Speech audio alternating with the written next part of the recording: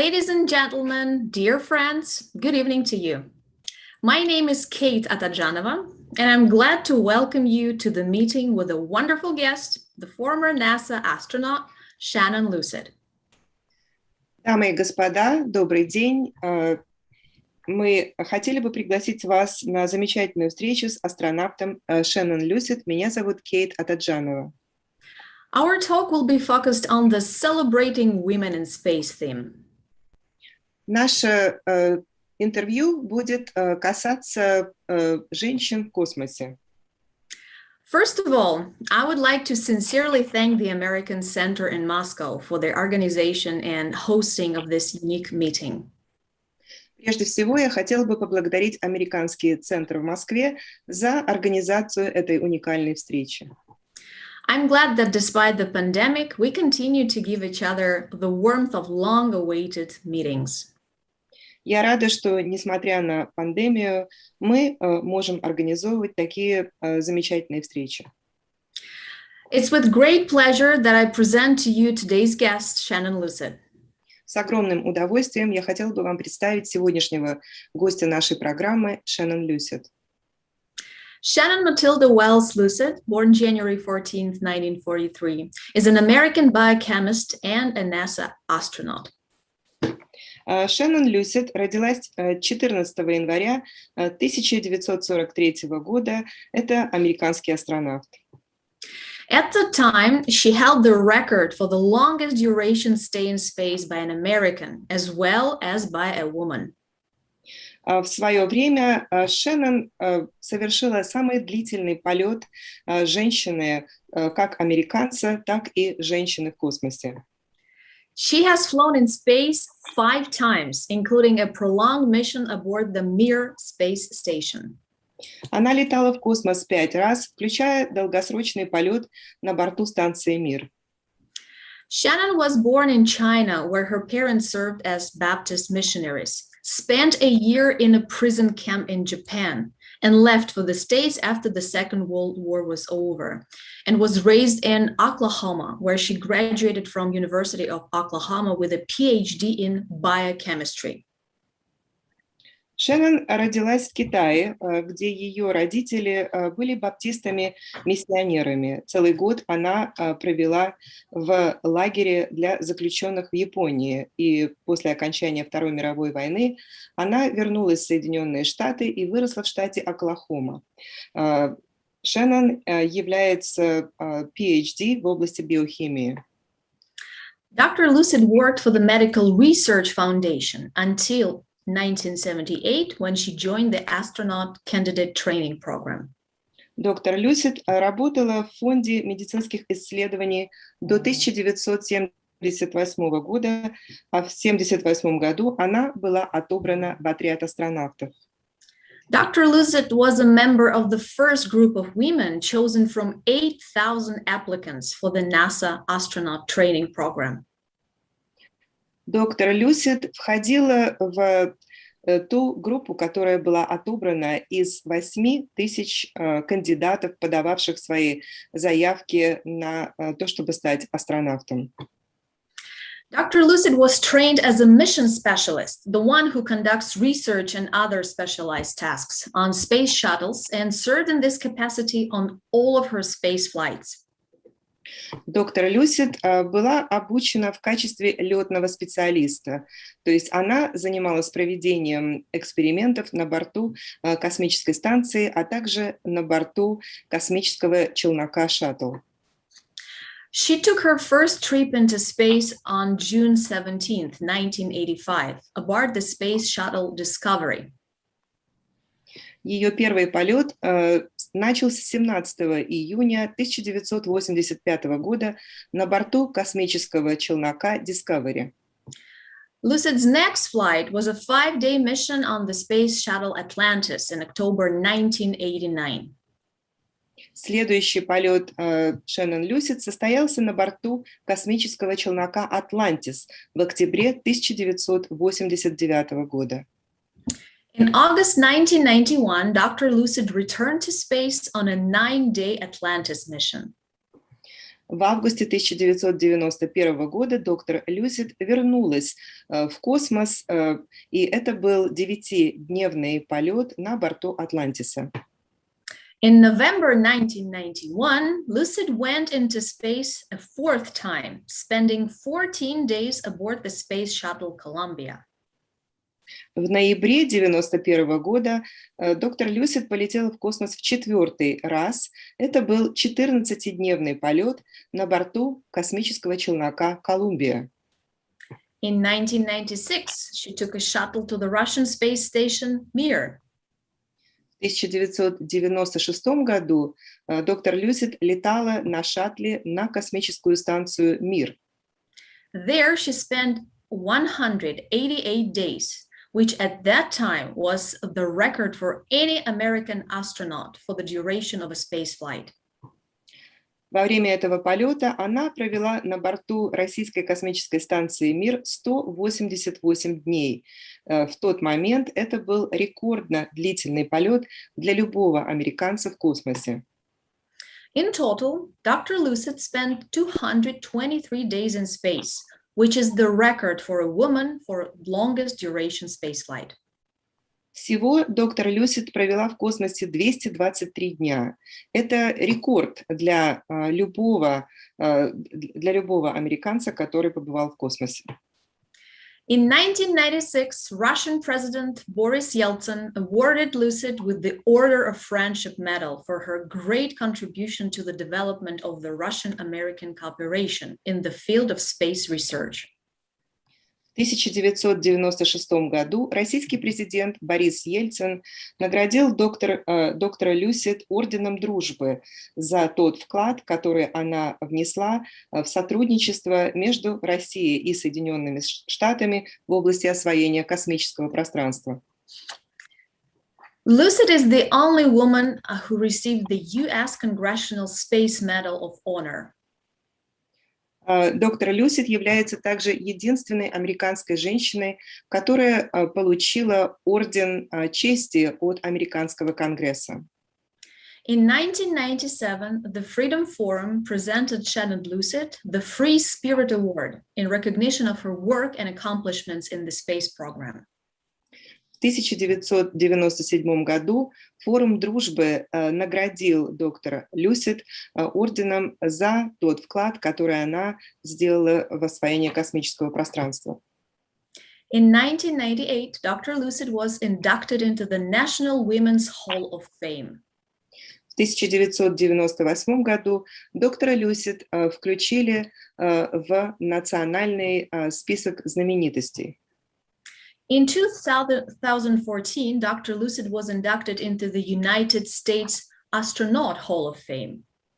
В 2014 году доктора Люсид включили в список американских знаменитостей астронавтов. So, Dr. Lucid, Shannon, how does it feel to be one of the 50 most important women in science? Доктор Люсид, Шеннон, что вы ощущаете, понимая, что вы являетесь одной из 50 самых важных женщин в науке? Well, I certainly would not say that I was an important woman in science. Ну, прежде всего, я хотела бы сказать, что я не считаю себя важной женщиной в науке. I can think off the top of my head of hundreds of women that have contributed more to science than I have.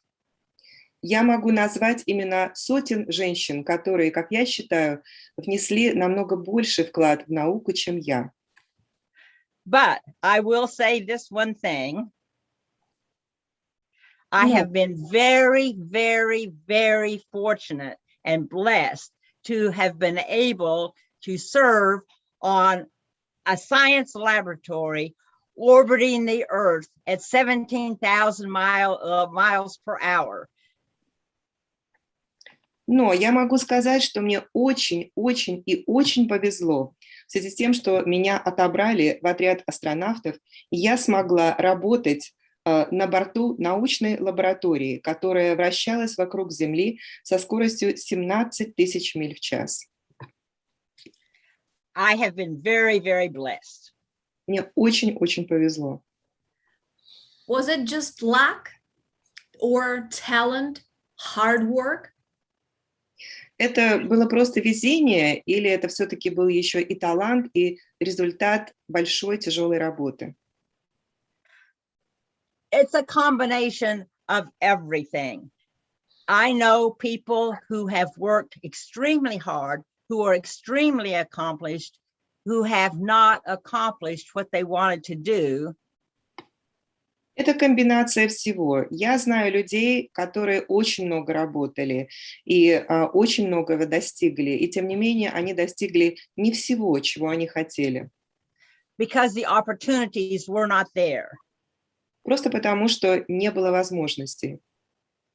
Now, when I graduated from college, it was extremely difficult here in the United States for a female to get a job. Я хотела бы вспомнить, что когда я была выпускницей колледжа, в то время здесь, в Соединенных Штатах, женщине было очень трудно найти работу. When I graduated from college, just before, I went to my chemistry professor and I said, how do I go about getting a job in chemistry? Because I didn't know anybody that worked in chemistry. Прямо перед выпуском из колледжа я пошла к своему преподавателю по химии и спросила его, как же мне найти работу в области химии? Я никого не знаю в этой области. And unfortunately, he was right. I could not get a job in chemistry when I first graduated from the university. И, к сожалению, он был прав. Я не смогла найти работу в области химии сразу после того, как закончила университет. But I just kept working. I just kept looking. And fortunately, the Congress of the United States changed the laws so that people could not discriminate against females. Но я продолжала работать над этим, продолжала искать. И, к счастью, в какой-то момент Конгресс Соединенных Штатов изменил законы, и эти законы касались дискриминации против женщин. So I just happened to be in the right place at the right time with the right qualifications. И просто так случилось, что я оказалась в правильном месте в правильное время, и у меня были те навыки, которые были нужны в то время. But that didn't happen for many other very qualified people. So it's a combination of work and of being in the right place at the right time and everything just coming together. Но я не могу сказать, что всем так повезло, и у всех были такие же возможности, как у меня. Поэтому я бы сказала, что для меня это была комбинация работы, а также просто я оказалась в нужном месте в нужное время. We have a question from one of our online participants. So have the present rules for astronauts changed in comparison with what you had at that time? У нас How есть does the present? Oh, I'm sorry. У нас есть вопрос от одного из наших слушателей или зрителей в интернете. Каким образом изменились правила сейчас по отношению к отбору астронавтов по сравнению с тем, когда вас отбирали в отряд астронавтов? So can you please repeat in English the question? Absolutely.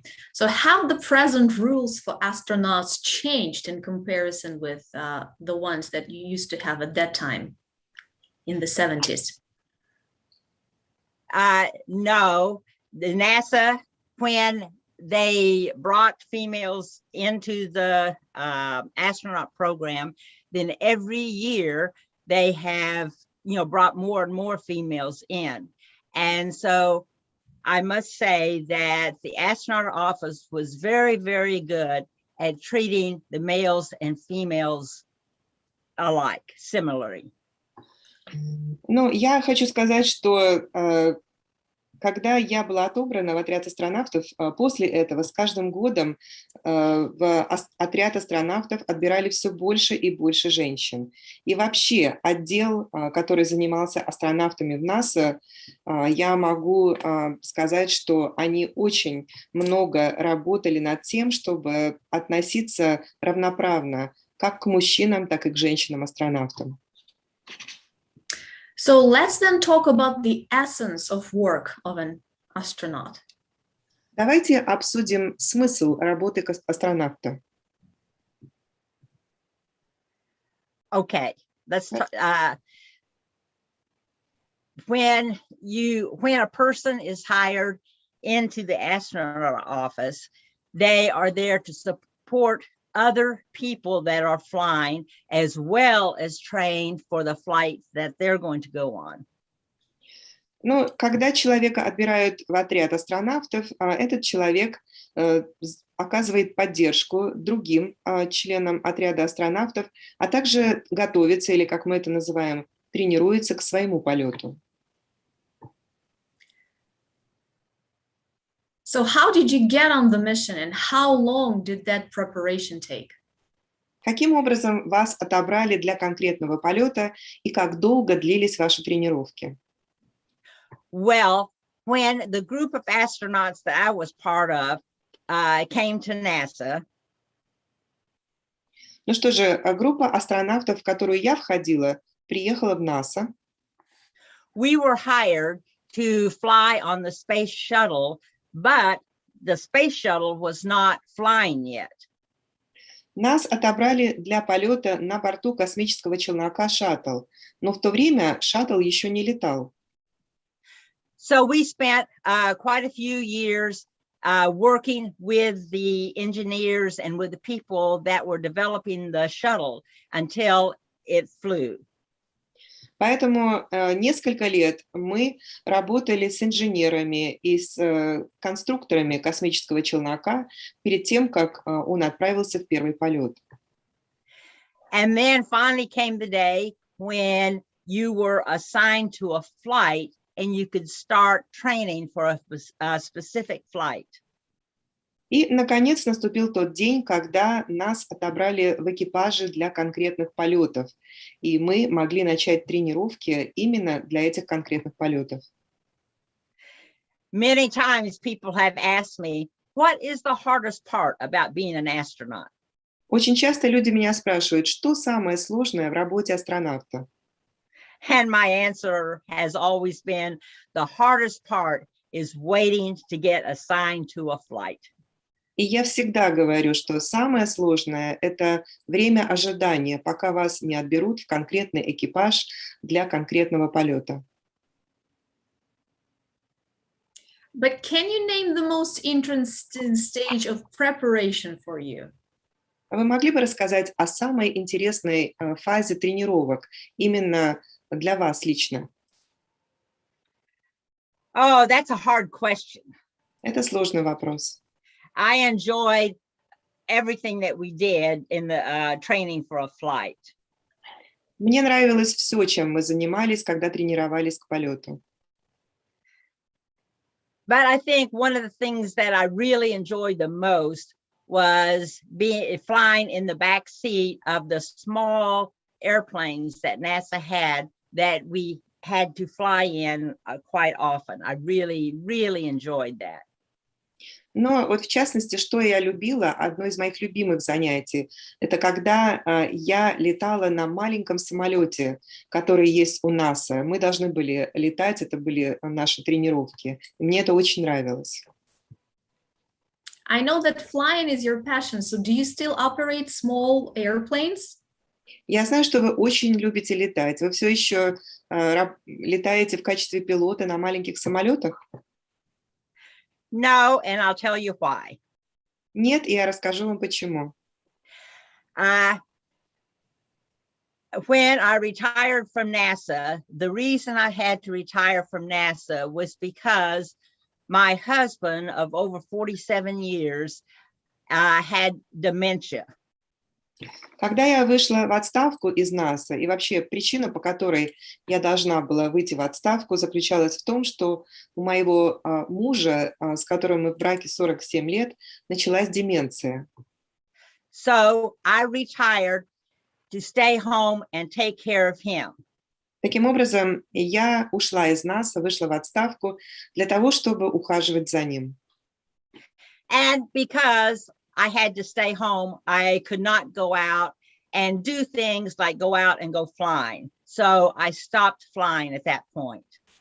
И в связи с тем, что я должна была находиться дома и ухаживать за мужем, я не могла заниматься многими вещами, которыми я занималась раньше. В частности, я перестала летать.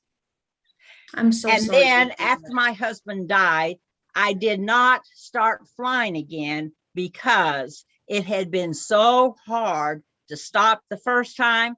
I thought, oh my goodness, I don't want to go through this again. I mean, start and stop again. Ну а после того, как моего мужа не стало, я думала о том, может быть, начать снова летать, но я вспоминала, как трудно было перестать летать, и поэтому я решила, что я не хочу снова проходить через это. Это очень сложно начинать и потом снова бросать летать. Thank you so much for sharing. Спасибо. But let's get back to your life on the ISS. So how hard is it to live on the station? Давайте вернемся к обсуждению вашего пребывания на борту МКС. Насколько же это сложно жить на орбите? First, one small correction. I was not on ISS. I was on the Russian space station Mir. Ну, прежде всего, небольшая поправка. Я не летала на МКС, я летала на российскую космическую станцию «Мир».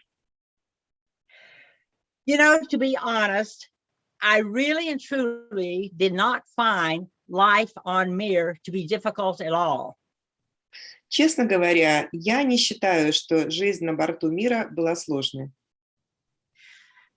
There's several reasons. One was that I had been adequately prepared for the flight by the Russian trainers. И этому было несколько причин. Во-первых, меня очень хорошо тренировали российские тренеры. But actually the most important reason as to why I had such a wonderful time during the 6 months I was on Mir. Но я считаю, что одна из самых важных причин, почему я так замечательно чувствовала себя на борту российской космической станции «Мир» в течение 6 месяцев, которые я там провела, It was because I had such wonderful crewmates, Yuri Oniforenko and Yuri Usachev. They thoroughly enjoyed being in space. And they were just absolutely the best people I can think of that you would want to share 6 months in space with. Но самая важная причина заключается в том, что у меня были такие замечательные коллеги, члены экипажа. Это Юрий Ануфриенко и Юрий Усачев. Это замечательные коллеги. Я думаю, что нельзя придумать лучших коллег, с которыми вы можете провести 6 месяцев на орбите.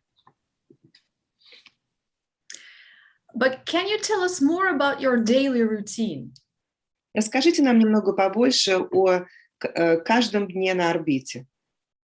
Yes, there was a certain rhythm to every day that we lived, that we were living on Mir. Да, когда мы жили на борту станции «Мир», у нас каждый день был определенный режим. In the morning, an alarm would go off that had been set by mission control, and we would all get up. Утром включался будильник, и этот будильник обычно устанавливал Центр управления полетами, и по будильнику мы все вставали. And we would get ready for the day and then gather in the base block around the table for breakfast. Мы совершали утренние процедуры и затем собирались все в базовом блоке за столом на завтрак. And we would talk with each other about what each of us were going to do that day. За завтраком мы обсуждали друг с другом, чем каждый из нас будет заниматься в этот день. Now, every night, the Russian Mission Control sent up what they called Form 24, the instructions for what we are to do the next day. Каждый вечер Центр управления полетами в Москве отправлял нам так называемую форму 24. Это план наших дел или занятий, которыми мы должны были заниматься на следующий день. So the three of us would be assigned different tasks to do. Like, for instance, one of the main things that I was tasked to do were the American experiments that were on board. И каждому из нас назначали делать что-то разное. Например, одна из самых важных задач, которые я выполняла на борту мира, это американские эксперименты, которые были отправлены в полет. And the one thing that Yuri Onoforenko, he was the commander, what he always wanted us to do was for us to be on the radio with the communications when the mission control was talking to us. И Юрий Ануфриенко, который был командиром экипажа, всегда говорил нам, что он хотел, чтобы мы обязательно общались по радиосвязи с Центром управления полетами, когда Центр управления полетами выходил на связь. So we would be doing our tasks, and then when we had about a 10-minute window to be on the radio, we would put on our earphones and listen and talk to mission control. То есть мы выполняли какие-то задачи, которые мы должны были выполнять, а затем у нас был 10-минутный перерыв, и мы надевали наушники и по радиосвязи общались с Центром управления полетами. And then we would continue with our work. Now, every day, each of us had to do exercise, either on the treadmill or the bicycle or something like that. И каждый из нас, как я уже говорила, выполнял определенные задачи. Кроме того, каждый день каждый из нас должен был заниматься физическими упражнениями, либо заниматься спортом на бегущей дорожке, либо на велосипеде. Вот такого рода тренажеры у нас там были. We would always get together for lunch. Мы всегда собирались вместе на обед. And then we would do our work in the afternoon and get together again late in the evening for supper. И затем после обеда мы снова работали и вечером собирались на ужин. And then after we had supper was a very good time because most of the work for the day was done and we could just be there talking and laughing together. Вообще ужин был очень приятным таким времяпровождением, потому что к этому времени мы уже закончили свою работу, и мы могли расслабиться, поговорить, посмеяться и пошутить. And then Yuri Onoforenko would go over what we needed to do for the next day. Затем Юрий Анофриенко обсуждал с нами то, что мы должны были сделать на следующий день. And then he would say, what time is it now? А затем он спрашивал, сколько сейчас времени? And Yuri Usachev and I would always answer, it's bedtime. И я и Юрий Усачев всегда отвечали, время ложиться спать. And so then we would each go to our separate places and get in our sleeping bag and go to sleep. И после этого мы все расходились по своим местам, где находились наши спальные мешки, и мы туда залезали и спали. And that was our typical day. Вот так выглядел наш типичный день. I read in one of your interviews that, yeah, you had your own small space where you could take a little rest, but it wasn't enough for you, or maybe you didn't like it and you chose another one with some books. Is it true? Я читала в одном из ваших интервью, что у вас было свое место, где вы могли отдыхать, но, может быть, вам там не очень нравилось или этого было недостаточно, и поэтому вы выбрали какой-то другой уголок, где у вас находились ваши любимые книги. Это правда? It's sort of true. Ну, в каком-то смысле, да. I spent the evening, the night, I slept in the part of Mir called Spectra. Мой спальный мешок, где я спала, находился в модуле мира, который назывался «Спектр». Now, before I launched, NASA asked me, they said, what do you need to do to be happy on Mir? What do you need to have? Because NASA did not have much experience with what a crew needed to be happy or contented for a long period of time. Перед тем, как я улетела в этот длительный полет, в НАСА меня спросили, что тебе нужно для того, чтобы у тебя было хорошее настроение, чтобы ты чувствовала себя счастливой. Потому что у НАСА в то время не было большого опыта работы с астронавтами, которые летали в долгосрочные полеты.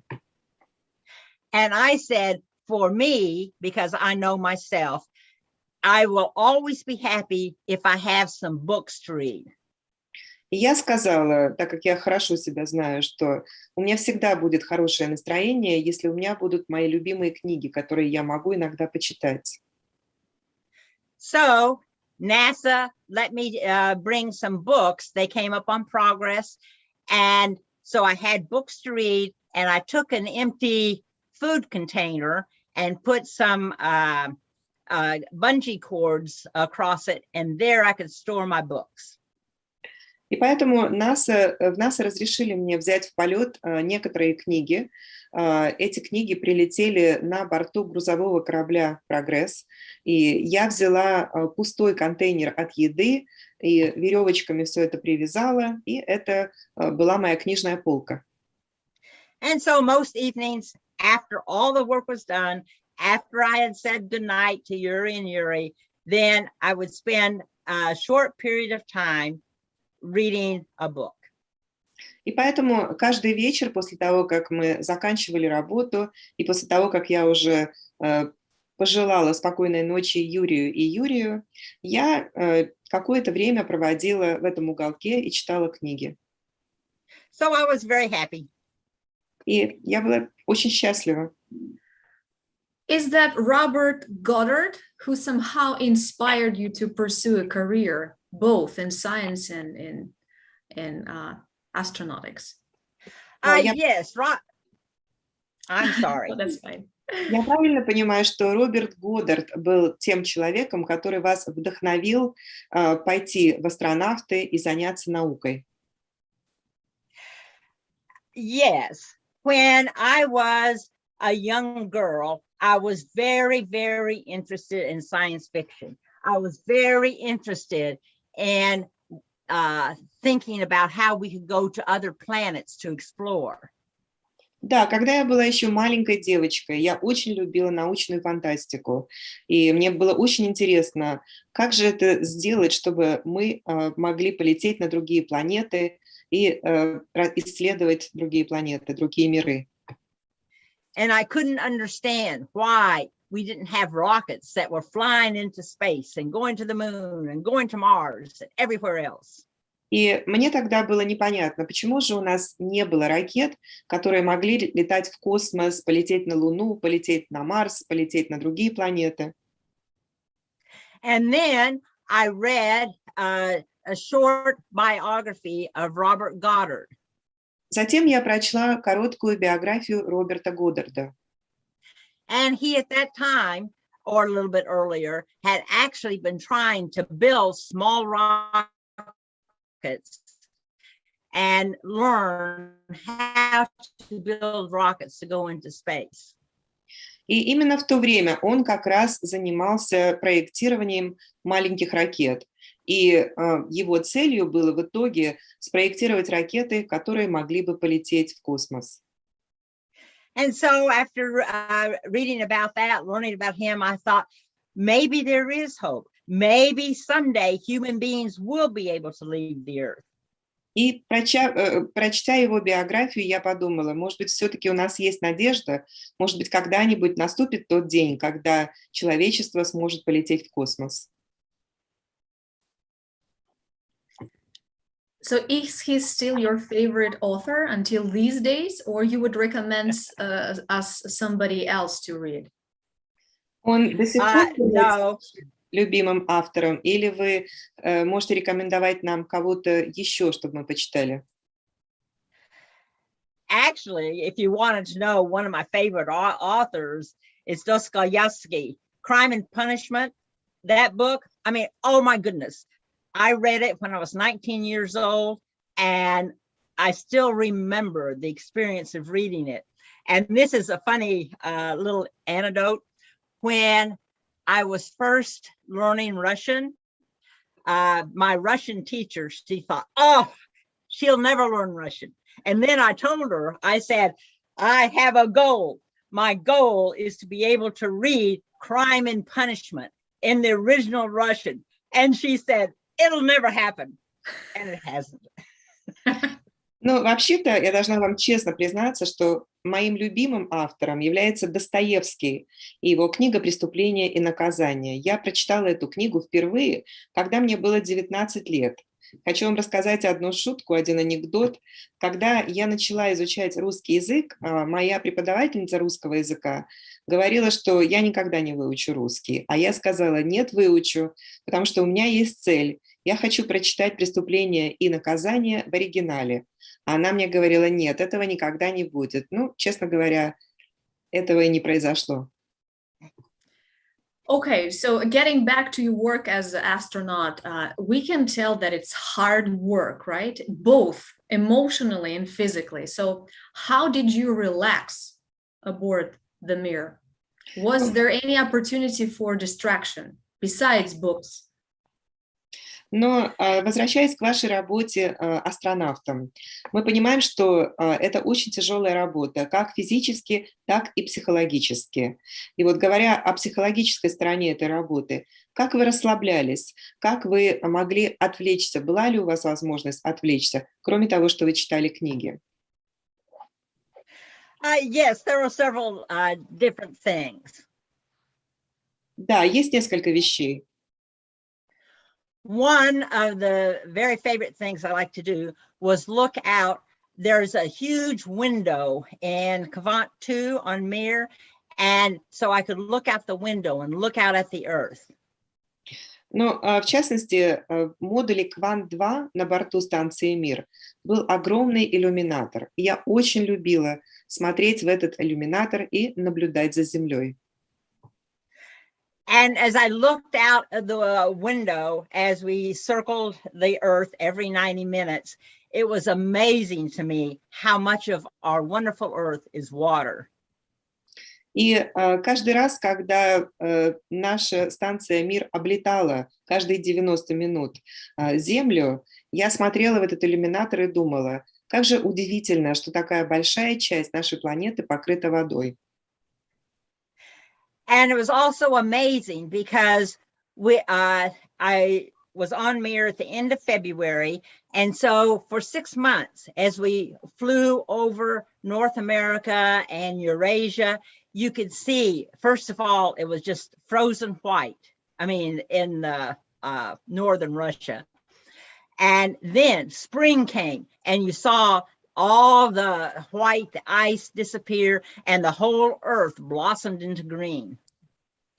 И, кроме того, было удивительно. Мы ведь полетели в конце февраля, и там провели 6 месяцев, летали над Северной Америкой, над Евразией. И я помню, что сначала, в начале нашего полета, я смотрела в иллюминатор и видела весь этот снег, весь этот лед, все белое, особенно на севере России.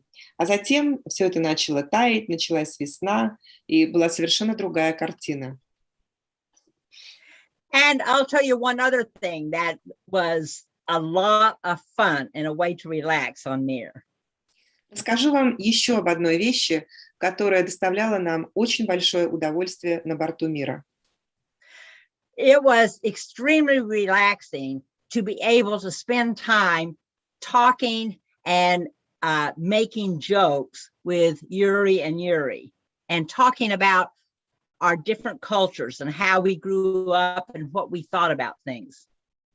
Мы очень любили, и я считаю, что нас это очень расслабляло, когда мы собирались нашим экипажем, и я вместе с Юрием и Юрием обсуждала всякие вопросы, шутила, мы обсуждали наши жизни, наше детство, традиции, культурные какие-то аспекты. So then let's talk about the different approach of Russians and Americans preparing for flights. Did you discuss that? Давайте обсудим разные подходы к подготовке к полету в России и в Америке. Вы обсуждали это? It was extremely different. It was very, very different. Подходы были абсолютно разными. But I'll say this, although both systems were very different, both systems were very good at preparing a person for flight. Но я должна сказать, что несмотря на то, что обе системы очень сильно отличались, тем не менее они были очень хороши в том, как подготовить человека к космическому полету. Part of the difference was because the Americans had concentrated on short shuttle flights, short flights with a reusable spacecraft. Частично разница заключалась в том, что американцы привыкли готовить членов экипажа к краткосрочным полетам на борту космических шаттлов, которые повторно использовались для полетов.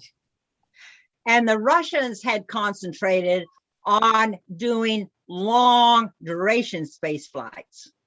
А Россия концентрировалась на подготовке астронавтов к долгосрочным космическим полетам. And the one thing that stood out to the first Americans that were training with the Russians was that short flights are very different than long flights.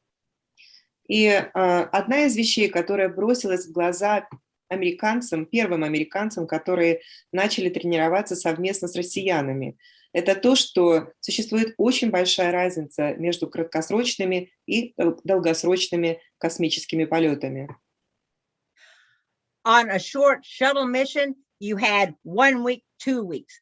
You had to get everything done.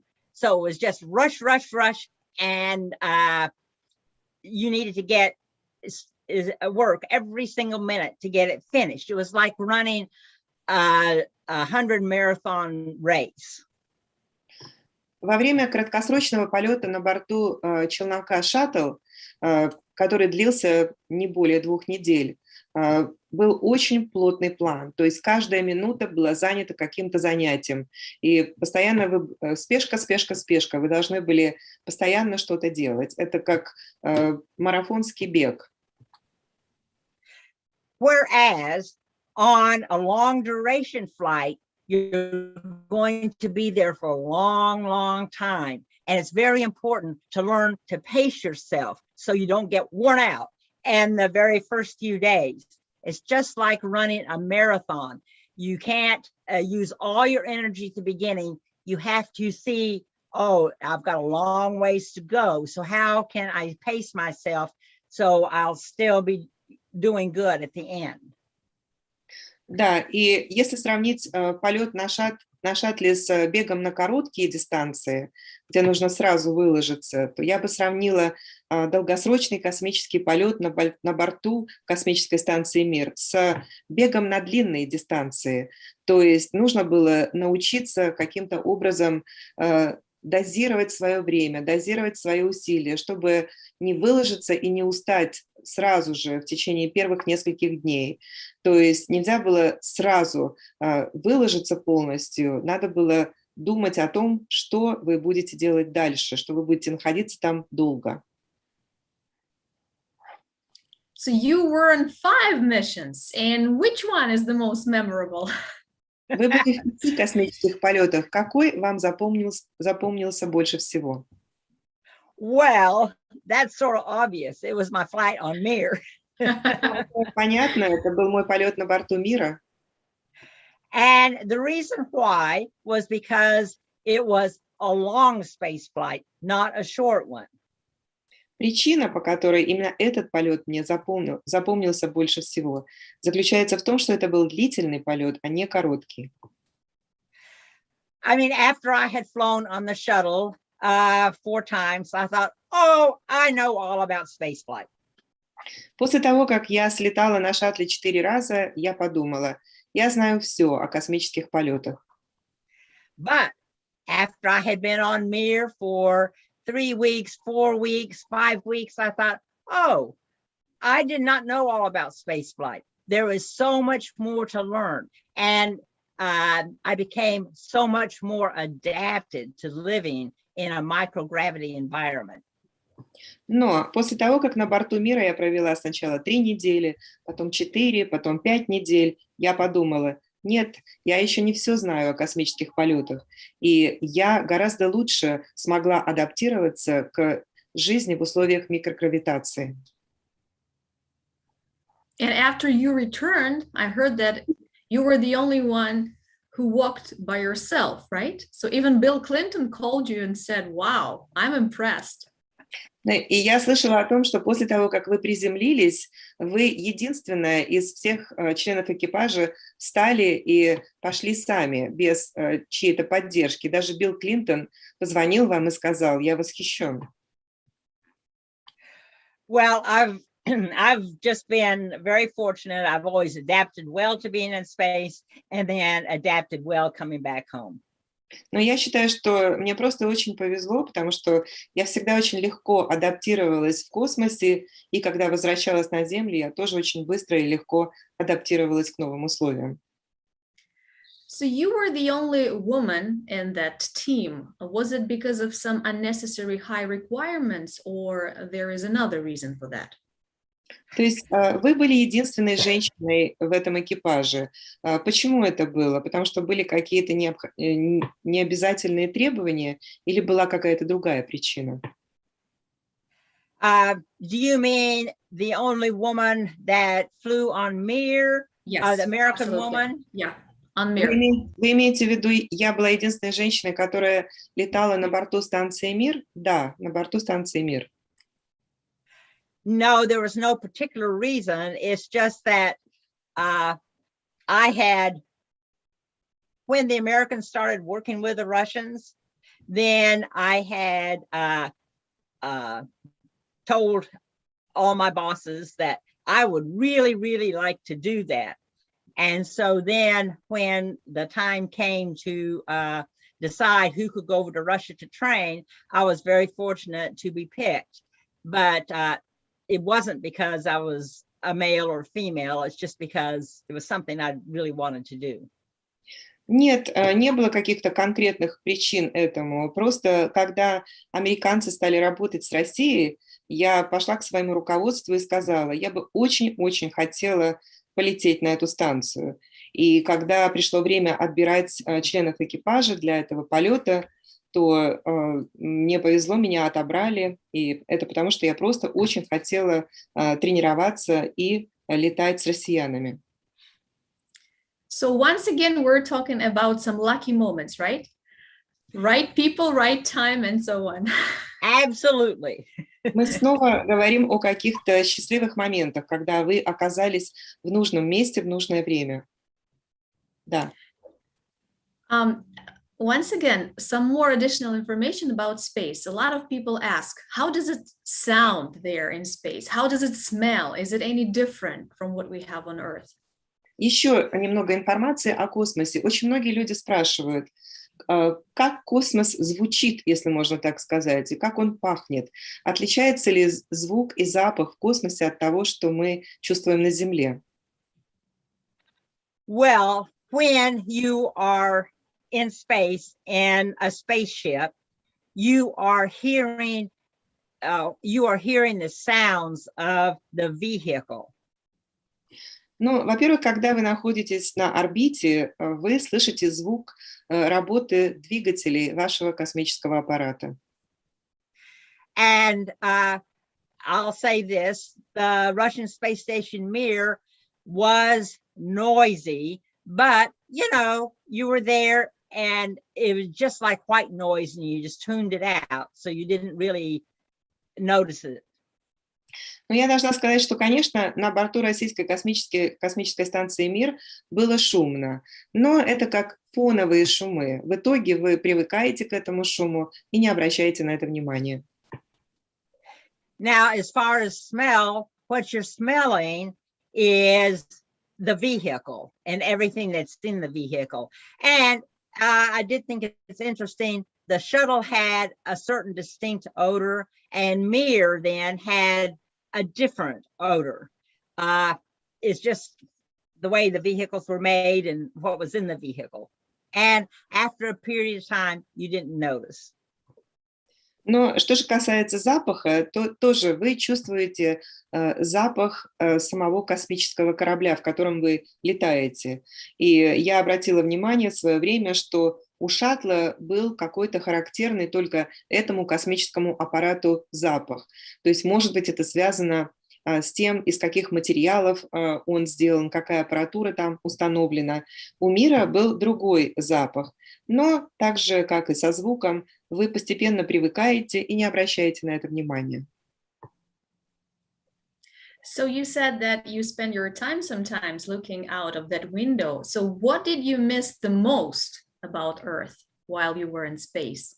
Вы сказали, что вы часто проводили время у этого иллюминатора и наблюдали за Землей. Почему вы больше всего скучали, когда вы были в космосе? Well, I'll tell you the one, you know, there's the obvious answers. You miss your family, you miss all the people that you know. But the time that I really missed Earth the most, when it hit me the most, was I was reading a book and I came to the end. And at the end of the book, you didn't know what was going to happen. You had to have the next volume. And there it dawned on me, oh, I don't have the next volume. I can't run to the bookstore right now and get it. So I had to wait till it came up on Progress. And right that moment when I realized, oh, I'm stuck here. I can't go get what I really, really want. I missed Earth. Ну, конечно, есть какие-то понятные вещи, по которым вы скучаете. Вы, безусловно, скучаете по своей семье, по своим знакомым. Но я должна вам сказать, когда действительно, как бы я вот почувствовала, что я скучаю по Земле, это когда я читала книгу, дочитала ее до конца. И это был только первый том. И нужно было купить или взять где-то следующий том для того, чтобы узнать, что же происходит дальше в этой истории. И я поняла, что я не могу просто выйти отсюда, пойти в книжный магазин и купить следующий том. И вот в этот момент я почувствовала, как я скучаю по Земле, что я как бы нахожусь здесь, вот я как застряла в каком-то времени. Я должна ждать следующего полета корабля «Прогресс», на котором мне пришлют следующий том моей книги. I know that there were a couple of other things you missed while on board. So your favorite sweets, M&Ms, but your family brought them to you by Progress, right? И я знаю, что вы скучали еще по некоторым вещам, когда вы были в космосе. Вы скучали по своим любимым сладостям, по конфеткам M&M, но ваша семья привезла их для того, чтобы их отправили на Прогрессе, да? Yes, after supper in the evening, Yuri and I would like to have a little bit of a treat or dessert. And, you know, we had these little packets of M&Ms. And then one day they were all gone. And so we really missed having a few M&Ms after supper. Да, каждый вечер после ужина я, Юрий и Юрий обычно любили полакомиться какими-то сладостями, какой-то десерт у нас был. И сначала нам очень нравились вот эти M&M, эти конфетки, а потом они у нас закончились, и было очень жаль. So you said that you are extremely adaptable and flexible, but still, how long does it usually take to rehabilitate after the flight? So how long does rehabilitation take? Вы сказали, что вы очень хорошо адаптируетесь к новым условиям, но все-таки сколько времени уходит на реабилитацию после полета? Well, that doesn't really have a number answer because everybody is so different. Но на этот вопрос нет какого-то конкретного, точного ответа, потому что с каждым человеком, с каждым членом экипажа все происходит по-разному.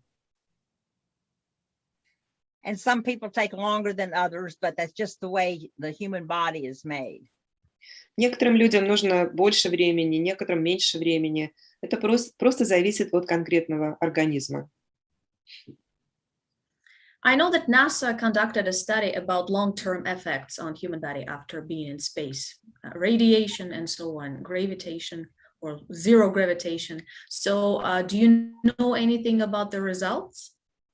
Я знаю, что НАСА проводила научные исследования о воздействии долгосрочных космических полетах на организм человека, в частности, воздействие радиации, воздействие микрогравитации. Вы знаете что-то о результатах этого исследования? Yes, I have heard, presentations on what scientists have found out about the effect of living in microgravity on the human body, and they've all been very interesting. But there's radiation is the one thing that would be that would keep a human being from living for a long, long time in space, like going to Mars. That's the big thing that needs to be understood. Да, я слышала различные доклады на эту тему и то, что ученые говорили о воздействии микрогравитации на организм человека. Но все-таки самое важное препятствие для очень долгосрочных полетов космических – это именно воздействие радиации. В частности, это важный фактор, который пока еще является препятствием для полетов на Марс.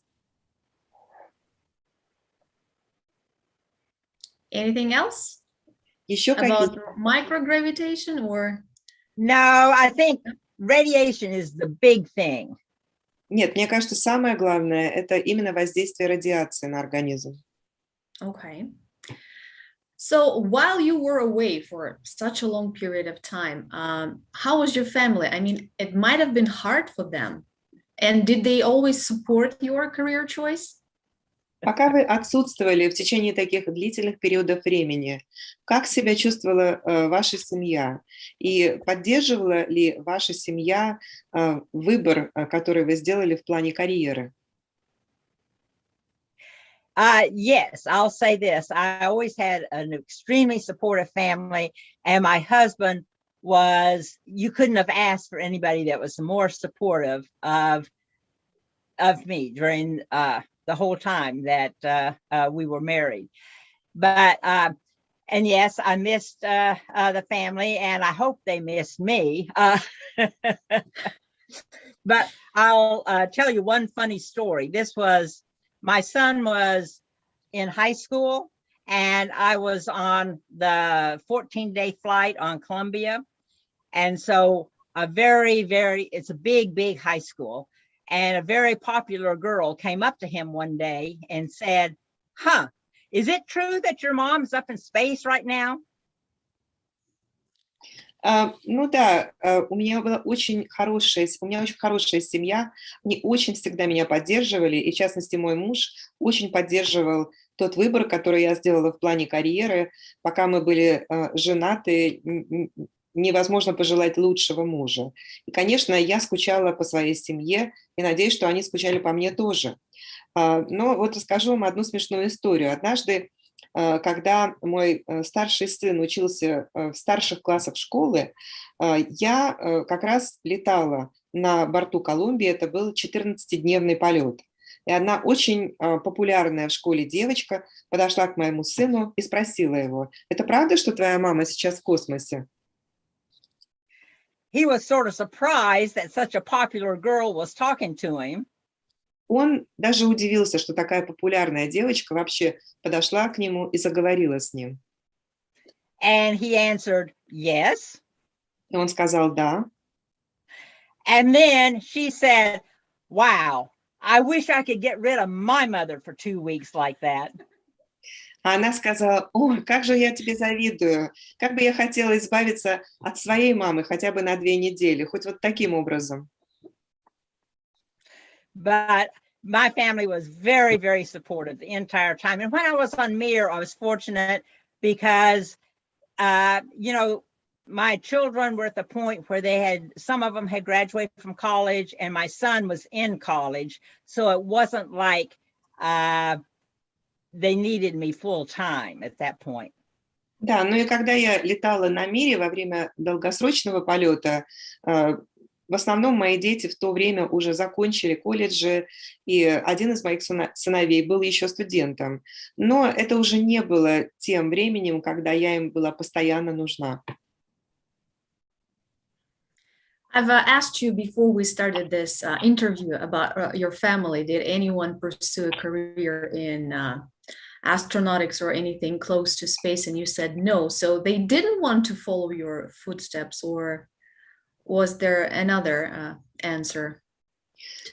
Перед тем, как мы начали это интервью, я вас спросила, решил ли кто-то из членов вашей семьи последовать, пойти по вашим стопам, и вы сказали нет. То есть они все-таки не последовали по вашим стопам и какие-то другие карьеры выбрали? No, my 3 children had very separate interests. One daughter majored in English, and then she ended up, you know, teaching English. And then I had a daughter that majored in computer science and worked in that field. My son majored in biology and wildlife management. And for a long time, he was working with wolves, but now he's working with other animal systems. Да, у 3 моих детей очень разные интересы. Одна из моих дочерей изучала английский язык в университете и стала учителем английского языка. Вторая дочь занимается компьютерными технологиями. Сын мой биолог, и в течение долгого времени он работал с волками, а сейчас он работает с другими животными. But what would you become if not an astronaut? Would you just continue your laboratory work in terms of chemistry or anything else? Если бы вы в свое время не стали астронавтом, чем бы вы занимались, как вы считаете? Вы бы продолжали работать в химической лаборатории или занялись бы чем-то еще? Well, I'm very, very happy that I had the opportunity to be an astronaut and that I was able to do that. But I will admit, in the last year or so during the pandemic, when you've read so much, there have been so many wonderful advances in biochemistry. And so, you know, you've been reading about that a lot. And, you know, I really sort of miss working in a lab. Но прежде всего я хотела бы подчеркнуть еще раз, что мне очень-очень повезло. И я очень рада, что у меня была возможность стать астронавтом и работать в космосе.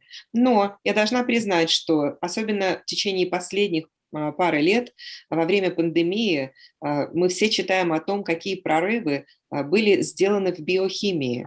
И я чувствую, что я в каком-то смысле скучаю по работе в лаборатории. But what do astronauts do while on Earth? I mean, except trainings and so on, what else? What is there any regular activity that they must follow, or what's the routine for them while they're on Earth? Что делают астронавты? Sorry, yeah. Что делают астронавты, когда они находятся на Земле?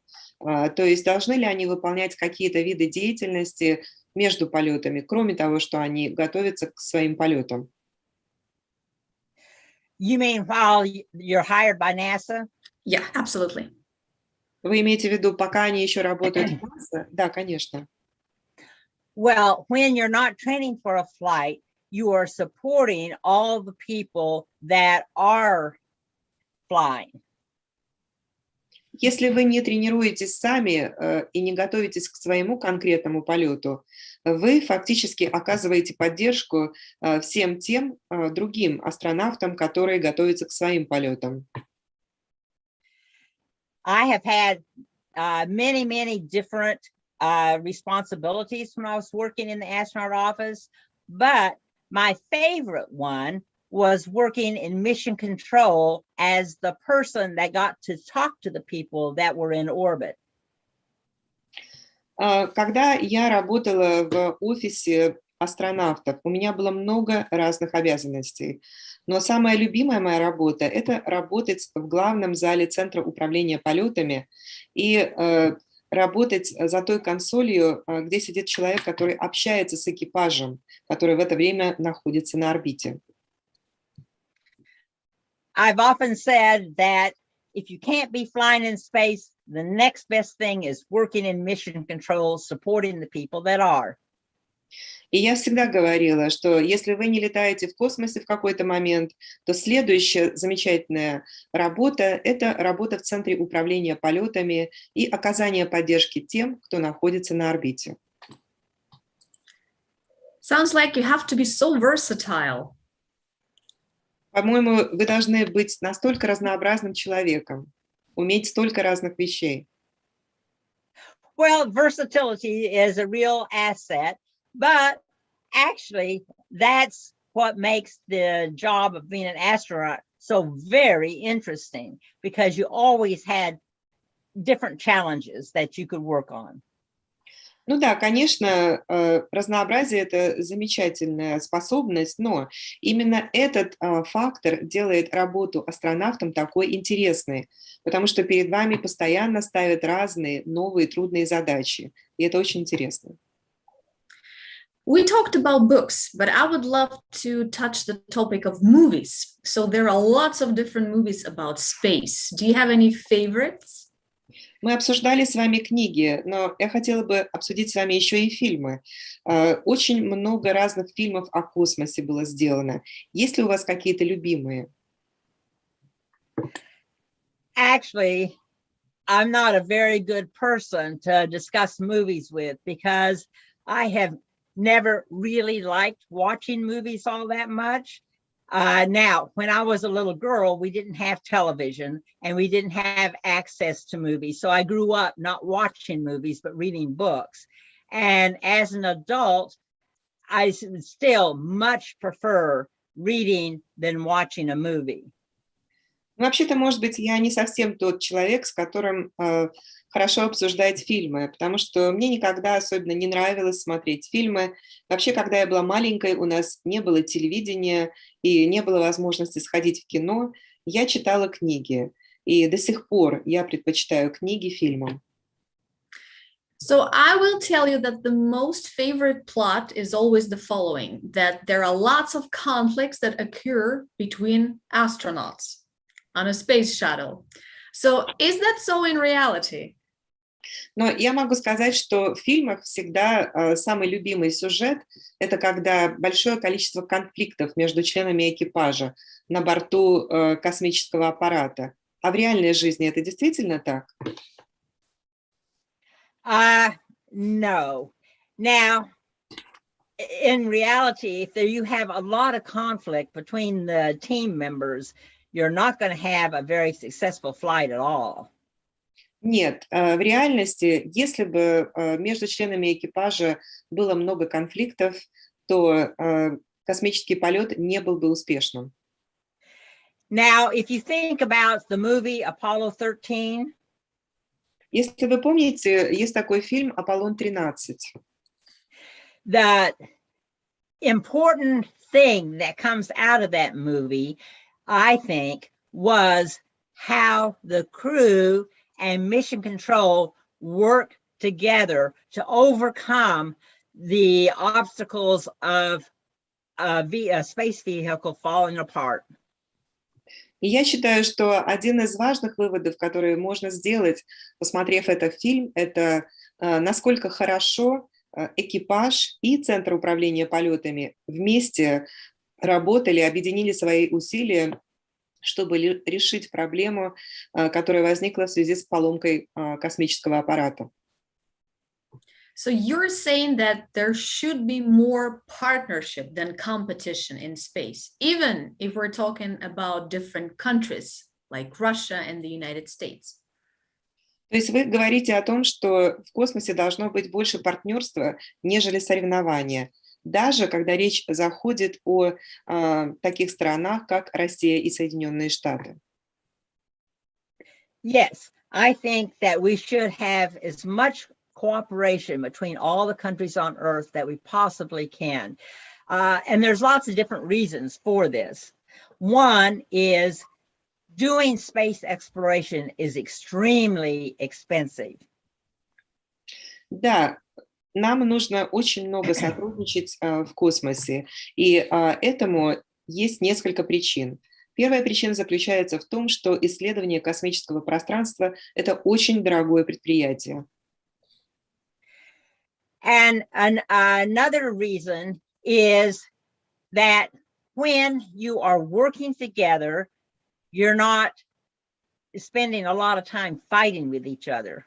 Еще одна причина заключается в том, что когда вы вместе работаете, у вас остается мало времени для того, чтобы спорить друг с другом. That's why I think the ISS, the International Space Station, is such a wonderful testimony as to what can happen when many, many different countries come together to work toward a common goal.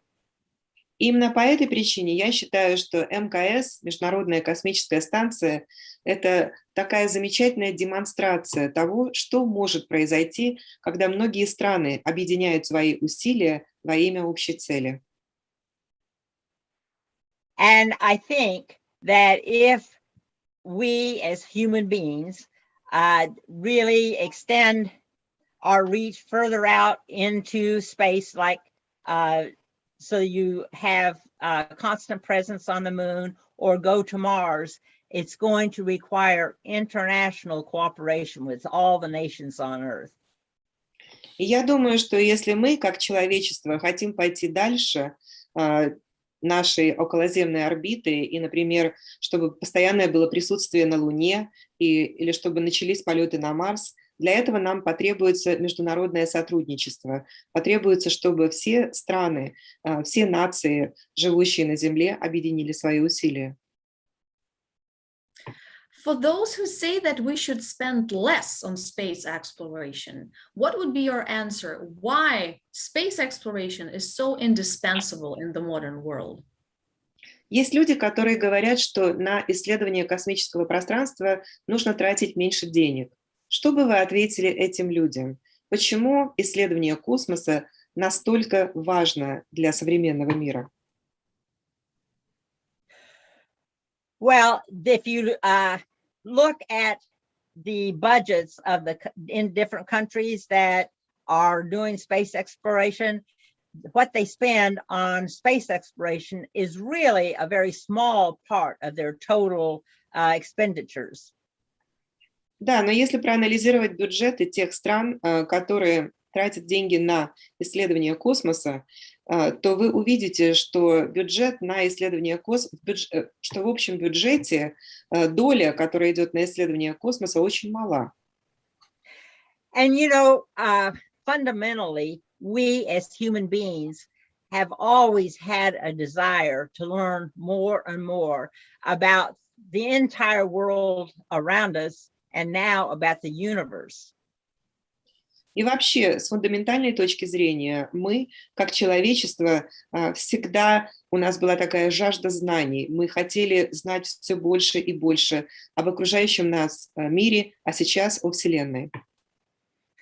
And I just think it's very important that we support this universal human desire to learn more and more.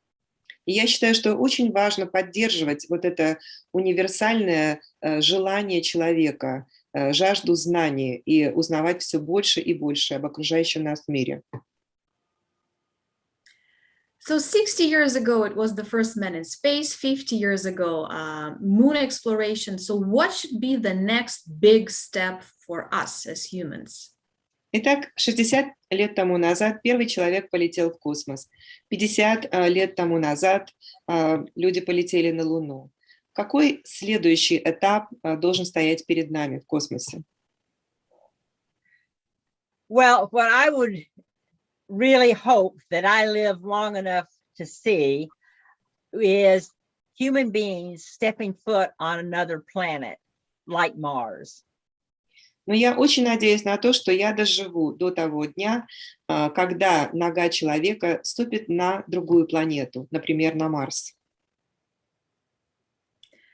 Okay. Хорошо. So are we talking about Mars colonization or something like that? Вы имеете в виду колонизацию Марса или что-то в этом роде?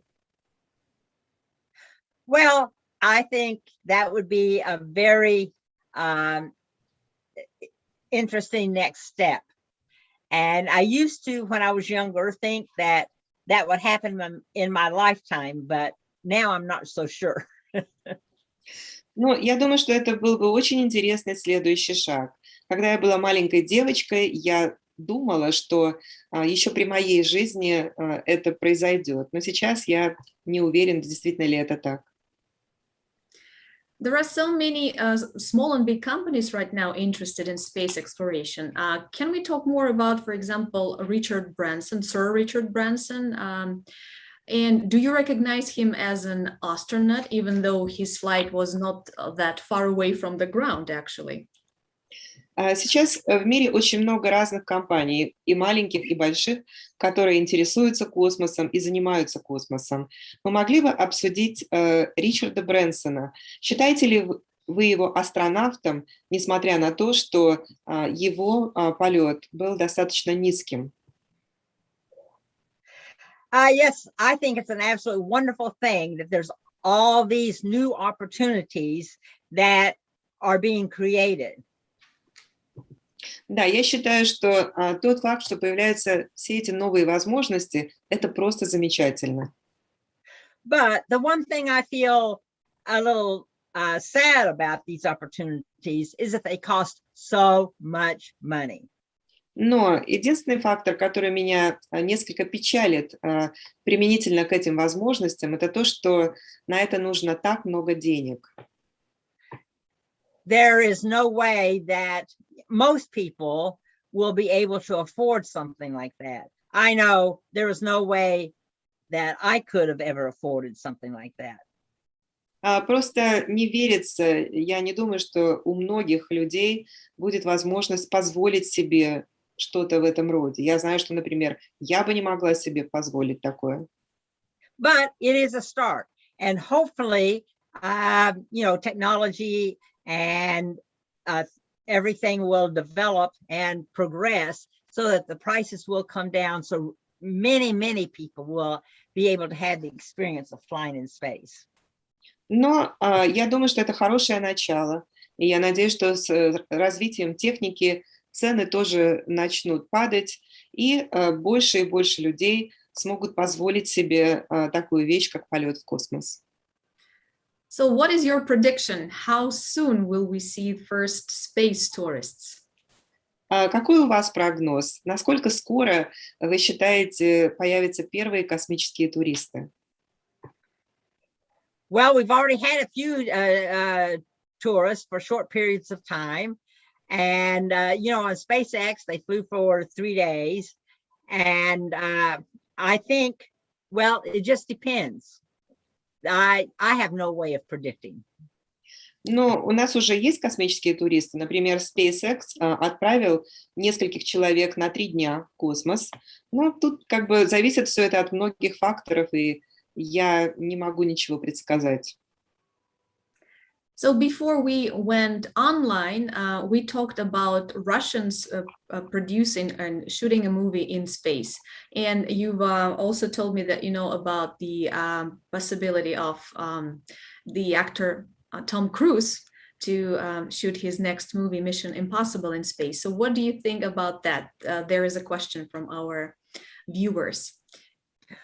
Да, перед тем, как мы начали это интервью, вы помните, мы обсуждали, что Россия отправляла в космос актеров для того, чтобы снимать фильм. И вы сказали о том, что американский актер Том Круз также планирует полететь в космос для того, чтобы продолжить съемки фильма «Миссия невозможна».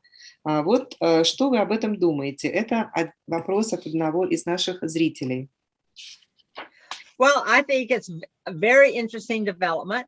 And, personally, I am really looking forward to seeing the movies that will be produced. And now I told you I wasn't a big movie fan in general, but I'm really looking forward to seeing these movies. Но я считаю, что это очень интересно, во-первых, и я с нетерпением жду появления, выхода на экраны этих фильмов, которые были или будут сняты в космосе. Я вам говорила о том, что я небольшой любитель фильмов в целом, но вот эти фильмы я бы хотела посмотреть. For me personally, you are my hero, and I would like to ask you about the awards, because you have so many of them. Do awards personally matter to you, or should I ask, what's your greatest achievement?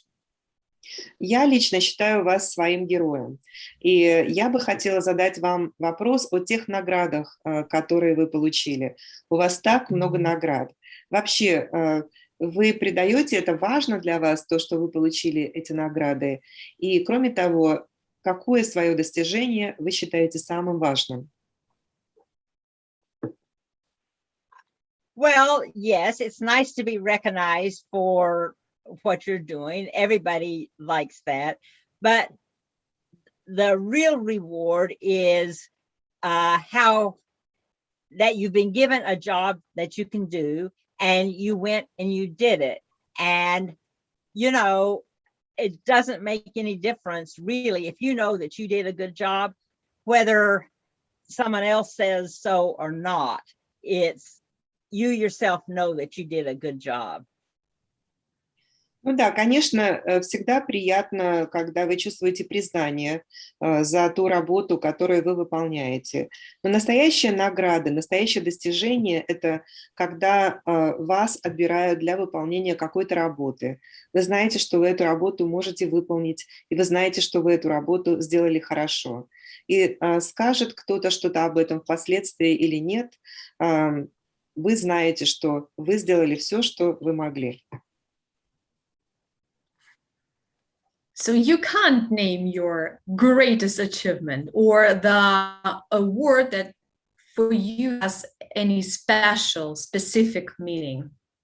То есть вы не можете назвать свое самое большое достижение или ту награду, которая имеет для вас особое значение? Well, I'll tell you the one award that's hanging on my wall is not an award that anybody knows about. What happened, I was working with a group of engineers, and this was just before the first shuttle flew. Но я хочу рассказать вам об одной награде, о которой практически не знает. Эта награда висит у меня на стене. Я работала с группой инженеров, и было это еще до самого первого полета космического челнока «Шаттл». And we had been working and working and working, trying to get a certain part of the software on the shuttle to perform correctly. И мы очень много работали над установкой программного обеспечения и старались сделать так, чтобы это программное обеспечение работало правильно. And then finally, we all working together, everything came together and the software worked. И, наконец, нам это удалось. Все мы смогли отрегулировать так, что программное обеспечение стало работать хорошо. And all the engineers were so happy because I had been able to do my part so that it worked. И все инженеры были очень довольны, потому что я смогла сделать свою часть той работы и внести свой вклад в то, чтобы это программное обеспечение работало. That they took a piece of tape and cut it and then put a piece of ribbon on it and said, "Great job," and they gave it to me. И они вырезали кусочек пленки, на эту пленку приклеили ленточку, и на ленточке написали «Отличная работа» и подарили мне эту награду. So it's hanging there on your wall in your study room? То есть, It's hanging in the wall upstairs. Да, то есть это висит у меня в комнате наверху. Unfortunately, soon we're going to run out of time, so maybe a couple of last questions. Do you have any plans for the upcoming year, 2022? I'm asking that because of the ongoing pandemic. Maybe you're such an energetic person, so maybe in some ways the pandemic has limited your abilities to travel or to explore something else. К сожалению, время у нас заканчивается, поэтому, может быть, еще пару последних вопросов. Какие у вас планы на предстоящий 2022 год? Я знаю, что пандемия ограничила нашу возможность путешествовать, заниматься какими-то вещами, которые мы любим делать. Какие же у вас планы? Well, like everybody else, the pandemic has had a huge influence on what you could do. Ну и, конечно, как на всех, на меня тоже пандемия повлияла. Повлияла на возможность заниматься тем, что мы можем делать. Right now, I am really looking forward to the next couple of months and hopes that my youngest grandchildren will be able to be vaccinated. Вот сейчас я с нетерпением жду последующих 2 месяцев. Я очень надеюсь, что мои самые маленькие внуки могут быть вакцинированы. And if things continue to improve over the next year, I really hope that things get back to the point where you can travel, and you can travel to go see your friends. You can go travel to see other parts of the world. So, you know, we just live in hope that things will continue to improve. Ну и, конечно, если ситуация будет постепенно улучшаться, я очень надеюсь, что наконец мы снова сможем путешествовать для того, чтобы встретиться с друзьями и просто путешествовать по миру. Я просто очень надеюсь, что ситуация будет улучшаться. I hope so too. Я тоже I would prefer meeting in person, as I've said before. Oh, wouldn't that be wonderful? Я бы предпочла личную встречу. Это было бы прекрасно. Absolutely. Well, thank you so much for sharing. Thank you so much for being with us. I'm impressed and honored for this opportunity. Thank you once again. Спасибо большое за эту замечательную встречу, за то, что вы поделились с нами своими мыслями. Спасибо за эту возможность. And thank you both also. Thank you, Kate, for the wonderful conversation we had. And Rita, thank you for the outstanding Russian translation. Like I mentioned, I just have a great admiration for people who can translate. I mean, it's a wonderful, wonderful skill. It is my pleasure. Да, спасибо вам обеим за эту замечательную встречу, Кейт. Спасибо большое за замечательное интервью. И Рита, большое спасибо за отличный перевод. Я всегда восхищаюсь людьми, которые могут переводить. Thank you so much for being with us, and we hope to see you again some next time soon. Bye-bye. Спасибо за встречу. До следующего раза. Goodbye, and next time maybe in person. И, может быть, в следующий раз лично встретимся.